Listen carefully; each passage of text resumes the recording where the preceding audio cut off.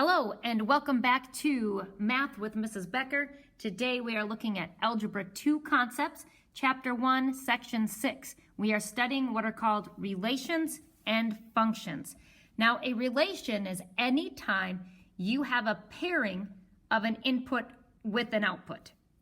So that could be like sets of ordered pairs because the input is X and it's paired with the output Y. But that could also be a table.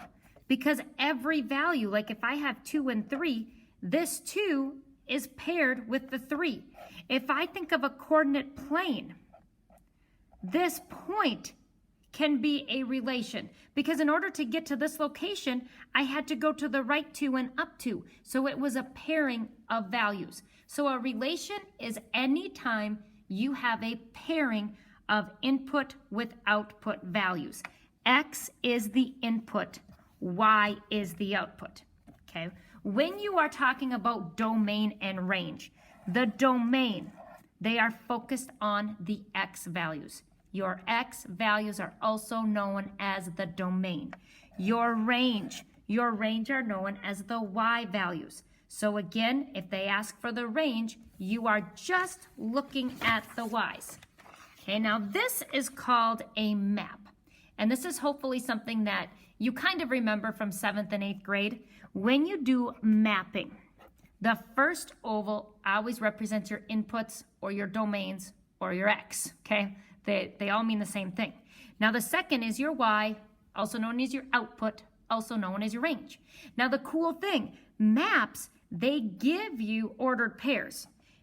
The arrow that they use starts at the X value. So 2 points to A.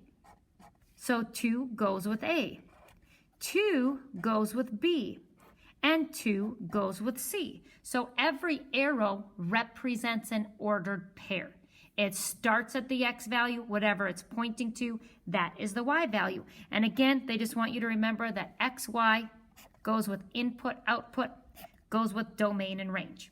If they give you a relation, like they did here, this is a relation, it is just a set of ordered pairs, and they want you to state the domain. The domain are the X values. So my X values, the first X in the first ordered pair is 100. The X value in the second ordered pair is 120. The X value in the third ordered pair is 140.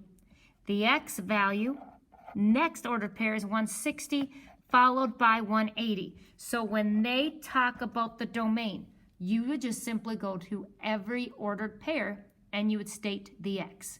Now when they talk about the range is the Y. So I do the same thing. I look at the first ordered pair, the Y value is a 5. I look at the second ordered pair, the Y value is also a 5. I do not have to rewrite it because I already have 5 listed as part of the range. Go to the next ordered pair, the Y is the 6. Next ordered pair, the Y is a 6. I already have it stated. Then I have a Y as a 12. So domain, you list your X's. Range, you list your Y's. If I look at this, they're just showing you that you can have a relation as a graph as well. This is called a scatter plot. And a scatter plot, what that means is that you have points graphed on a grid and they are not connected. So we're going to go ahead and list these ordered pairs. Anytime you read a graph or anything in math, you want to always go left to right. So the first point I see going left to right, from the origin, I go left 2 and up 2. So the ordered pair is negative 2, 2. The next one going left to right, I see negative 1, 1. Next, I see 0, 0. Then I see go to the right 1, down 1. So it's 1, negative 1. Then it's right 2, down 2. So positive 2, negative 2. Then it's right 3, down 3. So positive 3, negative 3. This is just showing you that if you have a set of ordered pairs, it is actually equivalent to the graph where you take those ordered pairs and show them as coordinates on a coordinate plane. Now if I'm looking at the domain are the X values. So negative 2, negative 1, 0, 1, 2, 3. Now these happen to be in order. You do not have to list the values in numerical order, okay? Now if I'm going for the range, The y value is a 2, then a 1, then a 0, then a -1, then a -2, then a -3. So again, taking a relation, identifying the domain, which are the x values, identifying the range, those are the y values, okay? It says suppose, now here's old school phones. Like when I used to text message, what happened is I had a flip phone, okay?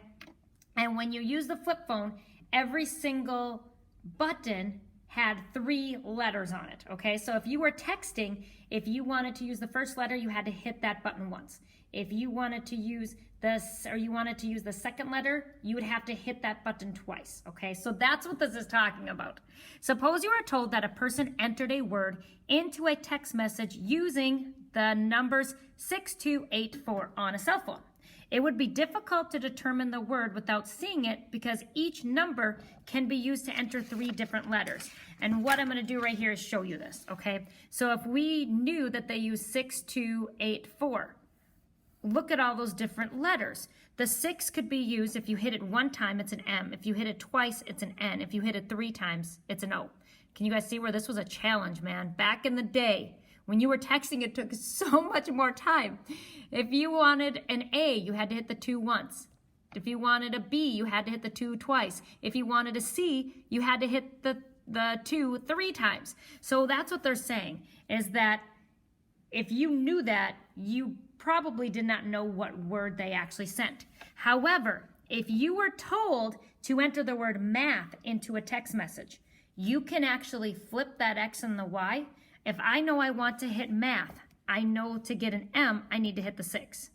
A, I need to hit the 2. T, you would need the 8 key. H, you would need the 4 key because the H is right there. Okay, so they're just telling you that when you're doing math, there's always different ways to look at things. If you look at the number first, it's hard to tell what the word is because there's lots of options for the letters. If you look at what letter you want to hit and have the number as your Y, your output, then we could see that, hey, they were so cool because the word that they text was math. Super cool. Now that little introduction brings us into what is called a function. This is a function. What a function means is that each X value occurs only 1 time. All of these examples are not functions because the X appears more than once, okay? So a function, each X value can occur only 1 time. It does not matter about the Y's. The Y's could all be the same. And if the X values are all unique, it is still a function. Although a single input in a function cannot be mapped to more than one output, 2 or more different inputs can be mapped to the same output, okay? That's how the book words it. So if you're like, holy smokes, please tell me in English. Here's English. In a function, the X value can occur only 1 time, but the Y value can occur as many times as it does. It doesn't matter. It can occur 10 times. But if the X's only occur once, it's still a function. So here is a visual for those of you who are like me. I'm a visual learner. Now again, this is a map. Your domain is X, your range is Y. Remember, each of these represents an ordered pair, each arrow. So this is 2 goes with A, and 2 goes with B, and 2 goes with C. Well, notice the X values, they were all the same. Your X value cannot repeat, so that's why this is not a function. But if they switch and they put the letters in the domain and the range in the Y, every arrow where it starts, that's the X, where it points, that's the Y. So I can turn this into ordered pairs. It's A goes with 2, B goes with 2, C goes with 2. So if you look at your X's, the first value in each ordered pair, they are all different. We have an A, B, and a C. So this is a function. A function, every X is different. Not a function if any of the X's repeat. And we are trucking right along. Every point on a vertical line has the same X coordinate. Okay, so in case you're like, what the heck does that mean? Let's say that I have this graph right here. Okay, so a vertical line, remember vertical lines run up and down. So if I have this vertical line, this ordered pair would be 2, 0. This ordered pair would be 2, 2. This ordered pair would be 2, negative 2. So what they're telling you is that if you have a vertical line, the reason why that line stays straight is because it always goes to the left or the right the same distance, making the x values all the same. So if you are given a graph and they ask you if it is a function, what you need to perform is called the vertical line test. You need to draw vertical lines all the way through the function. If a vertical line passes through more than one point on the graph, then it's not a function. If every vertical line touches the graph at only one point, then yes, it passes the vertical line test, so yes, it's a function. Okay, so in a visual, okay, if you're a visual learner, this would be a function because as I draw vertical lines, every single vertical line only touches the graph at one spot. It touches here, it touches here, it touches here. So yes, it passes, so it's a function. If I have this and I do the vertical line test, this vertical line touches the graph here and here. It's more than one time. That's why it's not a function. Let's go ahead and do some vertical line tests. So if I go ahead and I draw vertical lines, every vertical line is only touching the graph at one location. So yes, it passes. So that is an example of a function. Every single x value is different. If I draw vertical lines here, well, right away I can see the vertical lines, they're touching more than once. So this is not a function because the x values repeat. In order for 2 points to be on this line, they need to have the same x value. And in this case, it's a 2. You go 2 here and you have to go 2 here. Use the vertical line test. If I draw vertical lines, every vertical line touches at only one spot. So yes, it passes what's called the vertical line test. That means that yes, it is a function.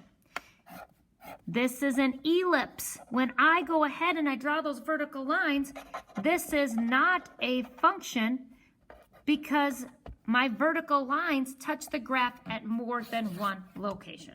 So that's what the difference between a function and not a function would be graphically.